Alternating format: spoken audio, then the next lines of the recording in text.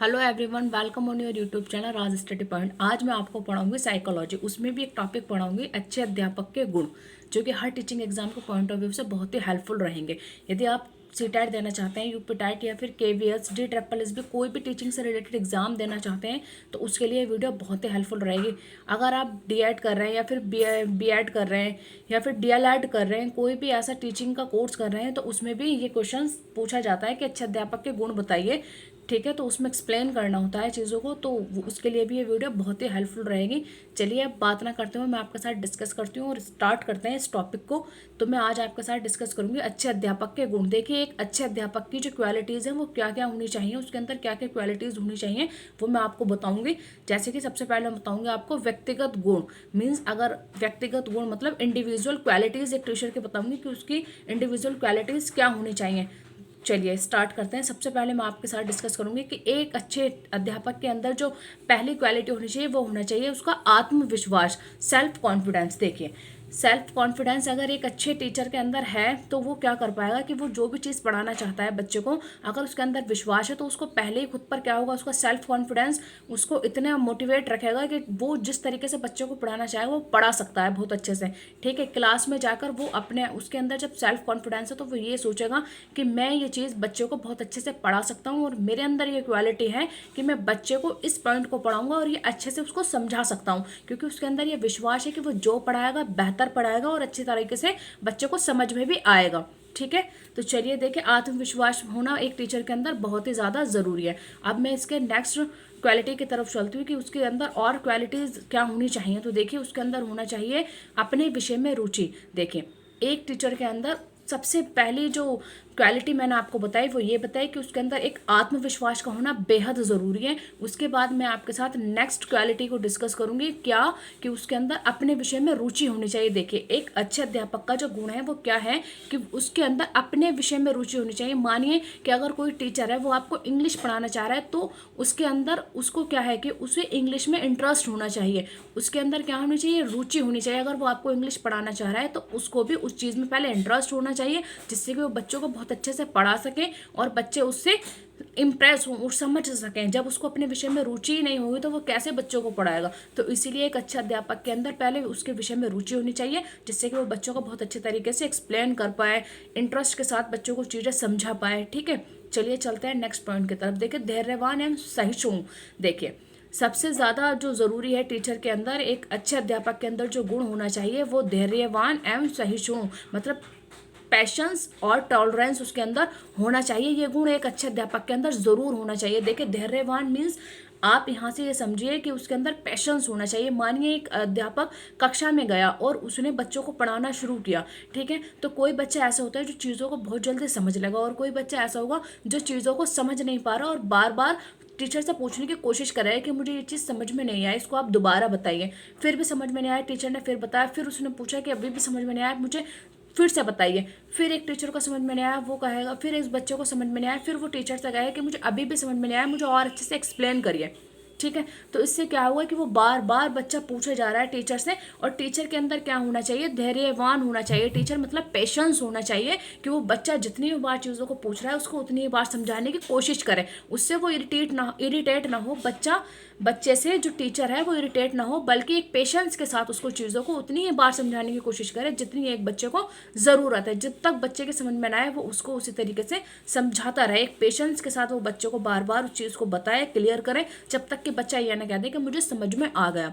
चलिए अब चलते हैं नेक्स्ट गुण की तरफ। तो देखिए, नेक्स्ट गुण क्या है, उत्तम स्वास्थ्य। उत्तम स्वास्थ्य मतलब एक टीचर का जो हेल्थ है वो गुड हेल्थ होनी बहुत ज़्यादा ज़रूरी है, क्योंकि जब टीचर मानसिक शारीरिक तरीके से पूरी तरीके से फिट होगा तभी तो वो अच्छी तरीके से टीचिंग कर पाएगा, बच्चों को अच्छे तरीके से पढ़ा पाएगा। अगर टीचर का स्वास्थ्य ठीक नहीं है तो वो कैसे कक्षा में अपने आप को सही कंफर्टेबल महसूस करेगा और बच्चों के साथ बच्चों को अच्छे तरीके से पढ़ा पाएगा। तो एक टीचर के अंदर गुड हेल्थ का होना बहुत ज़्यादा ज़रूरी है। जब टीचर मानसिक और शारीरिक तरीके से पूरी तरीके से फिट होगा तभी वो एक बच्चे को अच्छे तरीके से पढ़ा सकता है, चीज़ों को समझा सकता है। चलिए देखिए, अब मैं आपको बताती हूँ नेक्स्ट इसका गुण बताती हूँ, सकारात्मक दृष्टिकोण। सकारात्मक दृष्टिकोण मतलब एक टीचर के अंदर जो है सकारात्मक दृष्टिकोण होना चाहिए, क्योंकि उससे क्या होगा कि जब टीचर के अंदर खुद पॉजिटिव एटीट्यूड होगा तो वो उससे क्या करेगा कि वो हर चीज़ों को पॉजिटिविटी के साथ लेगा। वो यही नहीं सोचा कि कोई भी चीज़ निगेटिव है, और जब वो पॉजिटिव होगा तो वो बच्चों को बहुत अच्छे तरीके से पढ़ा सकता है। मतलब उसके माइंड में ये है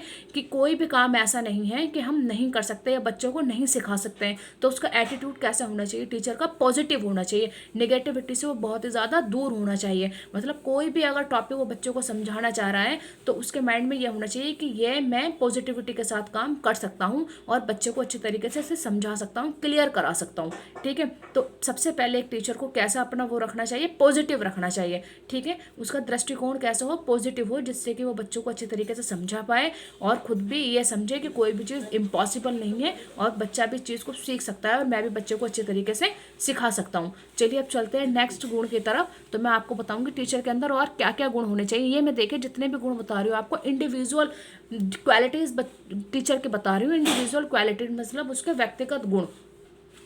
चलिए अब चलते हैं नेक्स्ट गुण की तरफ। देखिए बच्चे की मानसिक क्षमता पहचानना। एक अच्छे अध्यापक के अंदर जो गुण होना चाहिए वो ये होना चाहिए कि वो बच्चे की मानसिक क्षमता को पहचानना। मतलब टीचर बच्चे की मानसिक क्षमता को पहचाने कि वो उसके अंदर सीखने की किस हद तक क्षमता है, वो चीज़ों को किस तरीके से सीख सकता है। सबसे पहले एक टीचर को क्या करना चाहिए कि बच्चे की मानसिक क्षमता का अनुमान लगा लेना चाहिए कि बच्चे की मानसिक क्षमता ऐसी है, वो इस तरीके से चीज़ों को सीख सकता है या समझ सकता है। फिर उसी तरीके से बच्चों को समझाना चाहिए कि ये बच्चा इस चीज़ को इस तरीके से उसको समझाया जा सकता है या इस शिक्षण विधि का प्रयोग किया जा सकता है, जिससे कि उस बच्चे की जो मानसिक क्षमता है, क्योंकि हर बच्चा दूसरे बच्चे से इंडिविजुअल डिफरेंस होता है, व्यक्तिगत भिन्नता होती है बच्चों के अंदर। एक बच्चा दूसरे बच्चे से क्या होता है, बिल्कुल अलग होता है। तो ठीक है, हर बच्चे की सीखने की जो क्षमता होती है वो अलग होती है। कोई बच्चा चीज़ों को बहुत जल्दी से सीख सकता है और कोई बच्चा उसी काम को सीखने में थोड़ा टाइम लेता है। तो बच्चे कैसे होते हैं, उनकी मानसिक क्षमता एक दूसरे से बिल्कुल भिन्न होती है, अलग अलग होती है। तो एक अच्छे टीचर के अंदर ये गुण होना चाहिए कि वो बच्चों की मानसिक क्षमता को पहचान पाए कि ये बच्चा चीज़ों को जल्दी सीख सकता है और ये बच्चा चीज़ों को थोड़ा धीमे सीखेगा। तो उसी तरीके से बच्चों को सिखाने की कोशिश करे एक टीचर कि इस बच्चे को इस तरीके से सिखाया जा सकता है। ठीक है, पहले बच्चों की मानसिक क्षमता को पहचान ले, उसके बाद बच्चे को सिखाने की कोशिश करें। देखिए इसका नेक्स्ट गुण मैं आपके साथ डिस्कस करती हूँ, पूर्व ज्ञान से जोड़ना। देखिए हमेशा एक शिक्षक को कैसा मतलब होना चाहिए कि वो बच्चे को जो चीज़ें सिखा रहा है उसके पूर्व ज्ञान से उसको जोड़े।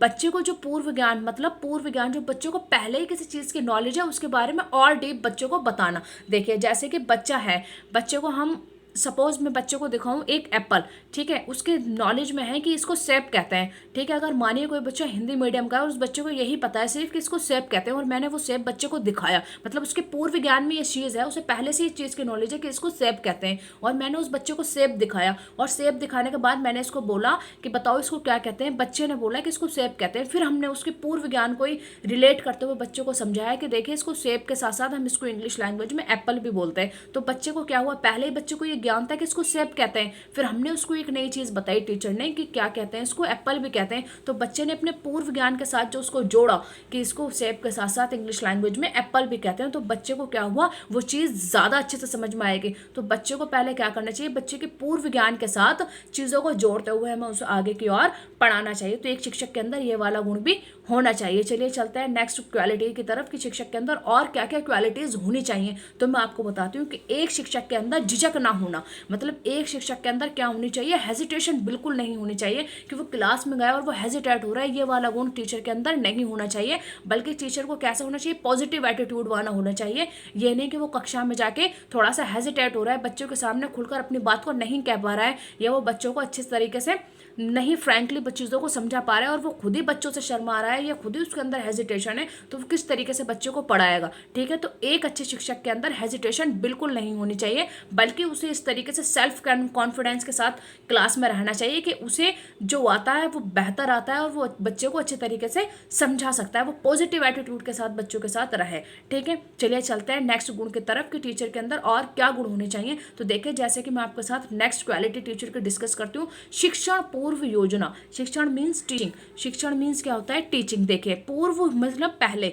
योजना मीन्स प्लानिंग। शिक्षण पूर्व योजना, टीचिंग से पहले एक अच्छे शिक्षक के अंदर क्या क्वालिटी होनी चाहिए कि शिक्षा पूर्व योजना बना लेना। देखिए, टीचिंग से पहले कोई भी एक अच्छा टीचर है तो वो उससे पहले क्या करे, टीचिंग, शिक्षण मीन्स टीचिंग से पहले एक योजना, प्लानिंग बना ले कि वो आज कक्षा में जाकर किस टॉपिक को पढ़ाएगा और कितना पढ़ाएगा। तो उससे क्या होता है, जब वो पहले ही एक प्लानिंग के साथ कक्षा में जाता है तो वो बेहतर तरीके से बच्चों को समझा सकता है। और बच्चों के जब उसके पहले योजना बनी हुई होगी कि मैं यहाँ तक इस टॉपिक को पढ़ाऊंगा और आज क्लास में मुझे ये टॉपिक पढ़ाना है और इस पॉइंट तक इस टॉपिक को पढ़ाना है, तो ठीक है, वो अच्छी तरीके से क्लास में जाके उस टॉपिक को एक्सप्लेन कर सकता है, क्योंकि वो पहले उस चीज़ को प्लानिंग के साथ गया है कि मैं यहाँ तक पढ़ाऊंगा और वो बिल्कुल श्योर रहेगा कि इतना मैं पढ़ाऊंगा, इतना मैंने अच्छे तरीके से पढ़ा हुआ है, उसकी ये पहले ही प्लानिंग है। तो बच्चा जो भी क्वेश्चंस पूछेगा टीचर उसका आंसर करेगा और उसे बहुत अच्छे तरीके से बताएगा। तो ठीक है, एक अच्छे शिक्षक का गुण क्या होता है कि वो पहले ही पढ़ाने से पहले एक योजना बना ले कि मुझे आज ये चीज़ पढ़ानी है और मैं यहाँ तक बच्चों के साथ डिस्कस करूँगा। तो ये भी एक अच्छे टीचर का क्या होता है, गुण होता है। ठीक है, चलिए मैं नेक्स्ट उसकी क्वालिटीज़ आपके साथ डिस्कस करती हूँ कि एक अच्छे टीचर के और क्या गुण हो सकते हैं। तो एक अच्छे टीचर का गुण हो सकता है कि टीचर को वक्ता के साथ क्या होना चाहिए, श्रोता भी होना चाहिए। क्या होना चाहिए एक अच्छे टीचर को, वक्ता मीन्स वो ऐसा ही नहीं कि सिर्फ लेक्चरर दे रहा है और ठीक है लेक्चरार की तरह ही काम करे, क्लास में सिर्फ लेक्चर ही दिया जा रहा है, बल्कि उसे लेक्चर देने के साथ साथ श्रोता भी होना चाहिए। क्या होना चाहिए कि मतलब वो लेक्चर के साथ साथ बच्चे की भी सुने, श्रोता मीन्स सुने भी। तो ठीक है, उसे एक अच्छे वक्ता के साथ साथ श्रोता भी होना चाहिए। वो अपने लेक्चर के साथ साथ बच्चा कोई क्वेश्चन पुटअप करता है तो उस पर भी उसका फोकस होना चाहिए कि बच्चे ने मुझसे क्या पूछा, बच्चे की बात को समझे और साथ के साथ उसे एक्सप्लेन भी करे कि उसके यहाँ पर ये क्वेश्चन है और मैं उस अपनी बात को रोककर उसकी बात को समझे और उसे जो वो बच्चा पूछना चाह रहा है उसको एक्सप्लेन करें। तो एक अच्छे टीचर का गुण क्या होगा कि वो वक्ता के साथ साथ श्रोता भी होना चाहिए। ठीक है, ये नहीं है कि वो सिर्फ अपना ही लेक्चर दिया जा रहा है और बच्चा क्या क्वेश्चंस पूछ रहा है वो उसको देख ही नहीं रहा, क्या बच्चे ने क्वेश्चंस पुटअप करा है, तो उसे वक्ता के साथ साथ श्रोता भी होना चाहिए। बच्चों की बात को भी सुनना चाहिए, अपने लेक्चर को स्टॉप करके बच्चा क्या क्वेश्चंस पुटअप कर रहा है तो उसको उसका ध्यान वहाँ पर भी होना चाहिए। चलिए मैं आपके साथ डिस्कस करूँगी नेक्स्ट इसका जो क्वालिटी है क्या। देखिए, एक टीचर के अंदर ये भी गुण होना चाहिए कि जब वो कक्षा में जाए तो कक्षा का वातावरण वो किस तरीके से बना दे, भयमुक्त कक्षा। मतलब ये नहीं है कि मतलब टीचर जब गया तो कक्षा में एकदम भय का एनवायरनमेंट हो जाए, नहीं, बल्कि कैसा होना चाहिए, एक शिक्षक को ऐसा होना चाहिए कि जब वो कक्षा में जाए तो कक्षा में जितने भी बच्चे हैं वहाँ वो कैसे हो जाए, टीचर से भयमुक्त हो जाए, बिल्कुल डरे नहीं। ये नहीं कि टीचर आ गया बिल्कुल कुछ नहीं बोलेंगे, चाहे बच्चों को कुछ समझ में आ रहा है या नहीं आ रहा है, नहीं, बल्कि कैसा रहना चाहिए, बच्चे के साथ एकदम इतने प्यार से रहना चाहिए कि बच्चे को आपसे डर नहीं लगे, बल्कि बच्चे के माइंड में कोई भी क्वेश्चन है तो वो उसको आसानी से पुट अप कर पाए। क्योंकि जब भयमुक्त एनवायरनमेंट कक्षा का होगा तभी तो बच्चा पूछ सकता है ना, बच्चा क्वेश्चन पुट अप करने की हिम्मत जुटाएगा कि यदि आप बच्चे को कोई चीज़ समझा रहे हैं उसको समझ में नहीं आया तो बच्चा पूछ पाएगा, अगर भयमुक्त एनवायरनमेंट कक्षा का हुआ तब। और अगर बच्चा डरता ही रहा तो बच्चे अपने डाउट आपके सामने नहीं रख पाएगा कि मतलब बच्चों को ये चीज़ समझ में नहीं आया क्योंकि वो आपसे पहले ही डर रहा है। तो इसलिए एक अच्छे शिक्षक, एक अच्छे टीचर के अंदर क्या गुण होना चाहिए, उसके अंदर ये गुण होना चाहिए कि वो जिस कक्षा में जाए वहाँ के एनवायरनमेंट भयमुक्त हो जाना चाहिए, जिससे कि बच्चे के अंदर कोई भी क्वेरी है या कोई भी डाउट है तो वो अपने टीचर से भी फ्रैंकली पूछ सके। और टीचर का ये कर्तव्य है कि वो उस बच्चे को अच्छी तरीके से चीज़ों को समझा पाए। ठीक है, चलिए मैं आपको और चीज़ें बताती हूँ आगे। पक्षपात रहित व्यवहार, एक टीचर के अंदर ये बहुत ही ज़्यादा बेहतर गुण है कि वो कैसा व्यवहार होना चाहिए टीचर का, पक्षपात रहित व्यवहार करे कक्षा में, हर बच्चे के साथ कैसा उसका वो होना चाहिए, पक्षपात रहित व्यवहार होना चाहिए। ऐसा नहीं कि ये बच्चा कम, इस बच्चे को सिखाने में ज़्यादा मेहनत लगेगी, ये बच्चा थोड़ा सा वीक है, ये बच्चा थोड़ा सा होशियार है, ऐसा वो भेदभाव ना करे कि ये बच्चा होशियार है मैं इसको अच्छे तरीके से पढ़ाऊँ या और अच्छे तरीके से समझाऊँ, या मुझे इसे समझाने में थोड़ी कम मेहनत लगेगी, या वो किसी भी तरीके का ऐसा।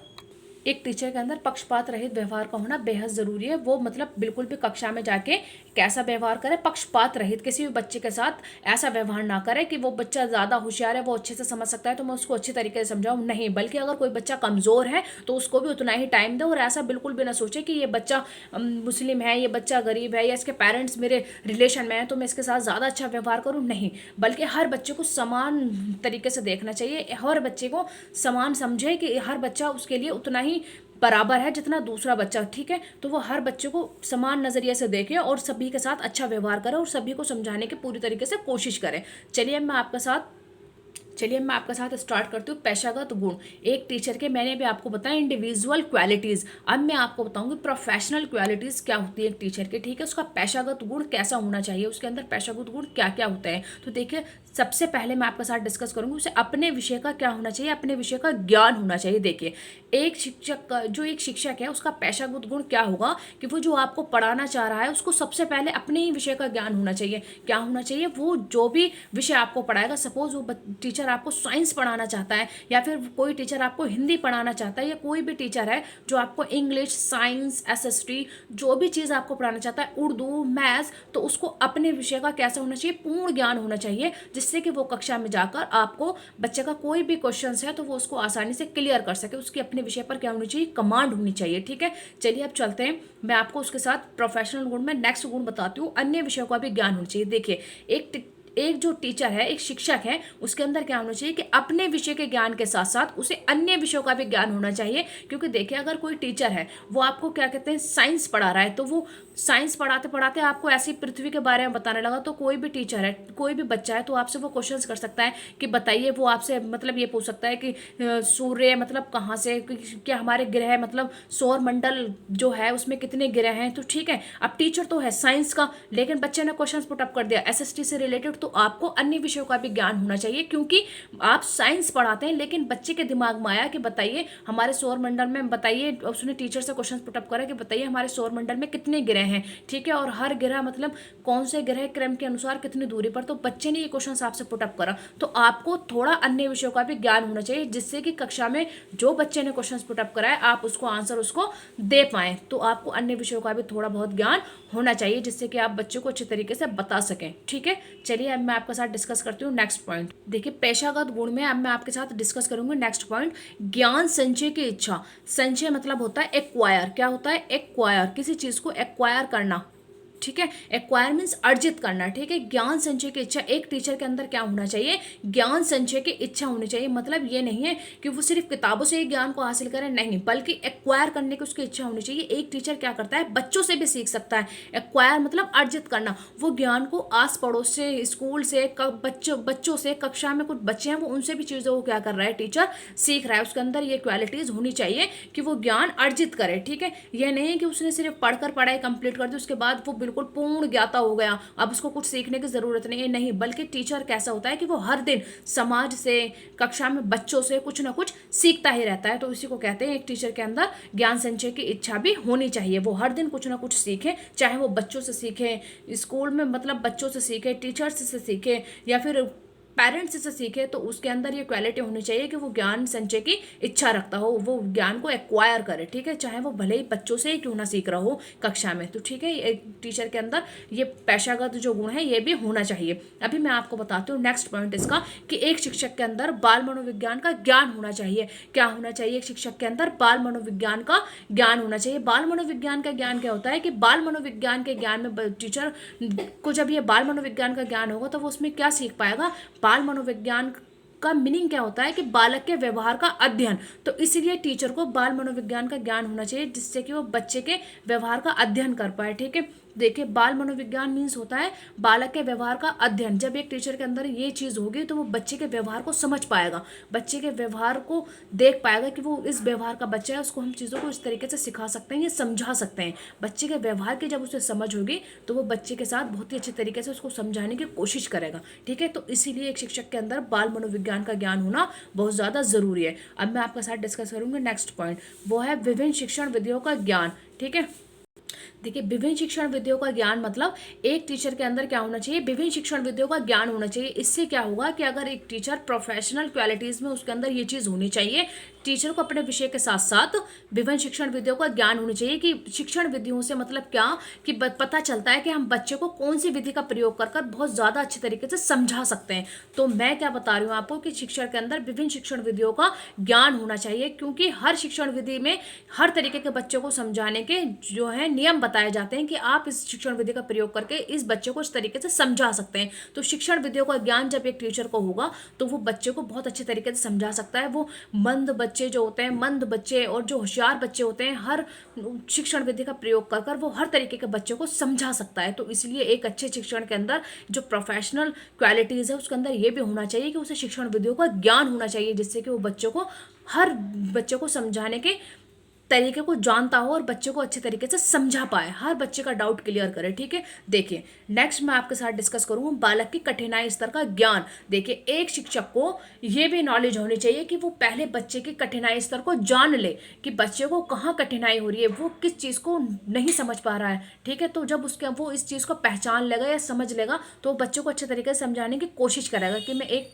तो बालक की कठिनाई का स्तर टीचर को जब पता चल जाएगा तो वो उसको जानकर क्या करेगा कि बच्चे को कहाँ कठिनाई हो रही है, वो किस तरीके से चीज़ों को नहीं समझ पा रहा है, तो वो उस तरीके से उसको समझाने की कोशिश करेगा, जिससे कि क्या होगा, बच्चे के लिए भी ये चीज़ बहुत ही हेल्पफुल रहेगी। बच्चे को पहचान कर, बच्चे को समझ कर टीचर को क्या करना चाहिए, उसको गाइड करना चाहिए, उसको उसी तरीके से समझाने की कोशिश करना चाहिए।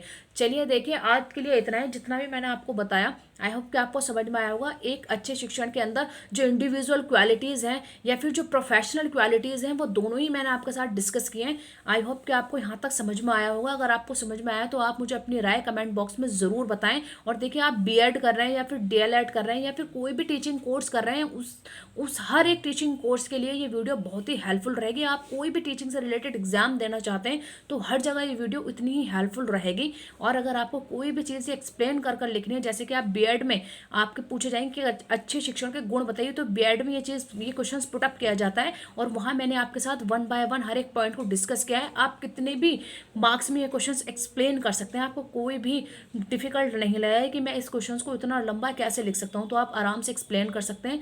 चलिए आपको यहाँ तक समझ में आया होगा। मिलते हैं नेक्स्ट वीडियो में। अगर आपको मेरी वीडियो पसंद आई है तो लाइक करें, अपने दोस्तों के साथ शेयर ज़रूर करें और मुझे कमेंट बॉक्स में अपनी राय ज़रूर दें। और अगर आप इस चैनल पर नए हैं तो इस चैनल को सब्सक्राइब ज़रूर करें। मिलते हैं नेक्स्ट वीडियो में नेक्स्ट टॉपिक के साथ, तब तक के लिए थैंक यू।